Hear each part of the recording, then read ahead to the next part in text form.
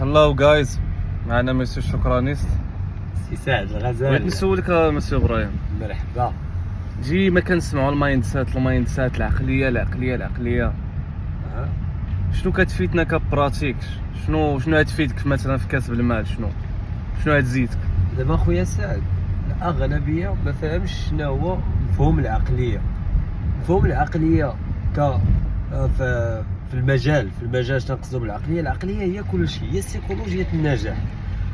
باش نشرحها لك اكثر ودقه خويا سعد، مثلا انا واعر في الماركتينغ. انت عندك الفلوس سعد، ياك؟ اوكي، عندك الفلوس اخي سعد، كاينين دو شوا، سواء غادي تمشي تاكل دوك الفلوس وتخسرهم وبالعقليه ديالك خسرتي الفلوس.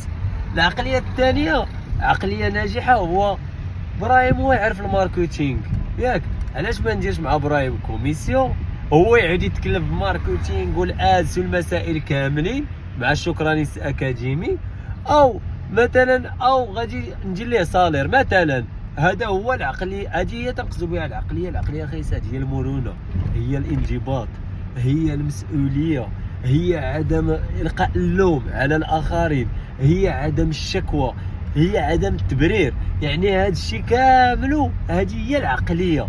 ماشي عقليه زعما مايند سيت هو التفكير، لا، المايند سيت التطبيق هو هذا المفهوم اللي قلت لك. هي المرونه. ملي تسد لك فيسبوك ادز ماشي تقول تفوت تعدى عليا فيسبوك ادز. علاش سدوا لي فيسبوك ادز؟ وشنو هو الحل اللي نقدر ندير دابا؟ واش نحل جوج جداد؟ واش نبقى طالق الادز؟ واش نمشي اوت سورسي شي ايجنسي؟ يعني ما تنحبش البيزنس.